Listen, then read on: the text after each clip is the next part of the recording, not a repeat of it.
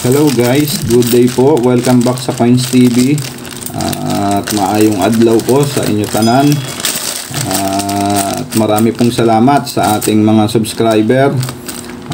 Marami pong salamat sa patuloy niyong pagsuporta po sa ating channel. At sa mga bago po sa ating channel, welcome po sa Coins TV. At kung saan po ay gumagawa po tayo ng coin hunting series at coin update na rin pag may nahahunt tayo.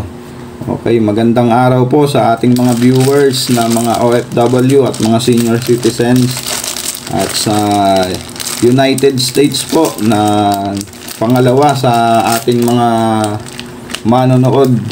Base po sa analytics natin, ang United States po ang pangalawa na masugid na sumusubaybay sa atin. At syempre po, ang number 1 ang ating pong bansang Pilipinas. Maraming salamat po sa inyo guys. Pisahan na nga po natin to. Okay. Lang tayo dito. Okay, first coin natin guys sa ating coin hunting year 2010 BSP. Next coin natin year 2014 common. Year 2015 common. Next coin natin 2004 common. Next coin natin 2015 common. Next coin 2013 common. Next coin natin another 2015 common yan. Next coin natin year 2016 common. Next coin natin NGC year 2018 common. Next coin natin year 2017 common. Next coin natin year 2013 common. Next coin natin NGC year 2018 common. Next coin natin year 2017 common. At ang ating next coin year 2015 common. Next coin year 2014 common. At ang ating last coin sa ating first batch year 2013 common. Okay. Ayos, second batch guys. Sana makakuha tayo ng year 2005 na ating pinakamimiti. O kahit na semi hard to find lang or error coin kung seswertehin. Okay, first coin natin year 2015 BSP common. Next coin natin 2016 common. Next coin natin 2003 na naman. Daming 2003 May pagka-pros pa yung likod nito guys. Siyempre magnetic. Itatabi natin to guys, magnetic. Okay, dyan pa. Next coin natin 2004 common. Oops, nakakuha tayo ng commemorative guys. So yung maganda pa kondisyon nito, may luster pa, madumi lang, konting linis lang yan. Okay, dyan ka. Yun po ang ating candidate for updating, yung commemorative na 1 piso Jose Rizal. Next coin natin year 2011 common. Next coin natin common 2011. NGC 2018 common. 2012 common. 2017 common. At ito ay year 2018 common. Next coin natin year 2011 common. Next coin natin BSP pa rin 2010 common. Okay, next coin year 2010 common. Next coin natin year 2013, butas na siya guys common. Next coin year 2014 common. Next coin natin, year 2010, common. At ang ating last coin sa ating second batch guys is year 2017. Okay. Ito ang ating last batch guys.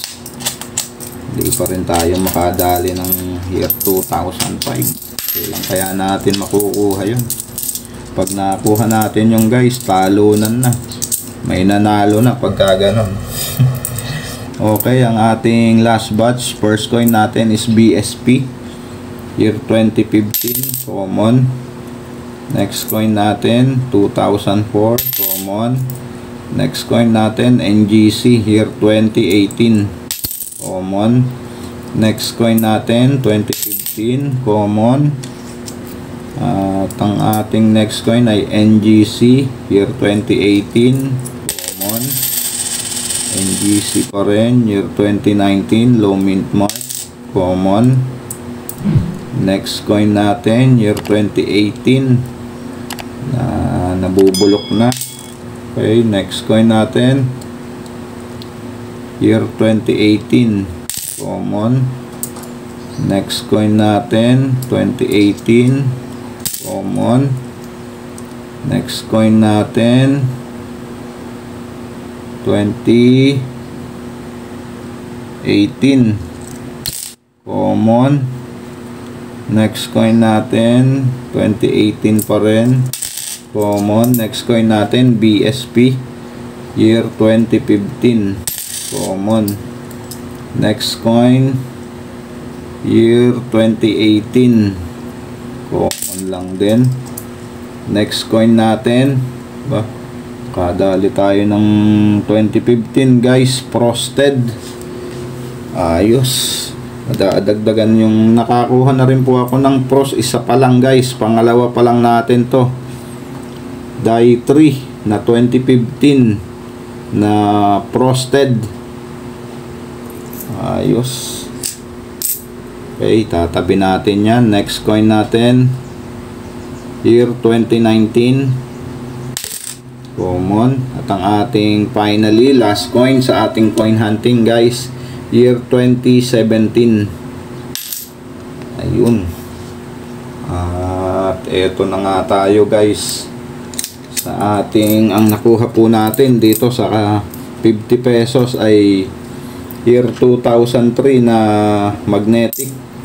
Kikip natin yan at magnetic po lahat yung nakuha natin na to. Meron pa po tayong commemorative na 1 piso na nakuha. At ito po ang ating i-update guys. I-update ko po kayo sa presyo nito. Okay guys, i-update ko po kayo sa ating nakuha na commemorative na 1 piso 150th anniversary ni Jose Rizal. Okay, ang mintage po nito na ginawa, ang record po sa Numista ay 10 million. So, napakarami guys. Kaya common lang tong ganitong piso guys, pero ngayon mahirap na rin makakita nito, madalang na rin. Kaya pag nakakakita kayo nito, i-keep nyo na rin po dahil marami na rin po ang nakapagtabi nito, lalong lalo na yung ating mga kapatid nating kolektor. Ang fine condition po nito na price appraisal ay 61 pesos at sa extra fine po ay same po sila, 61 pesos. At sa AU condition, 78 pesos. At sa uncirculated po ay 84 pesos. So, malaki na rin guys. Malaki na rin yung kanyang presyo. Kaya, hindi na masama para sa piso na to. Sa AU condition at uncirculated condition. Okay, yun lamang guys. Marami pong salamat sa inyong pagsama sa ating coin hunting. Sana po ay paki-like and share po ng ating video. Marami pong salamat. Keep safe po always and God bless.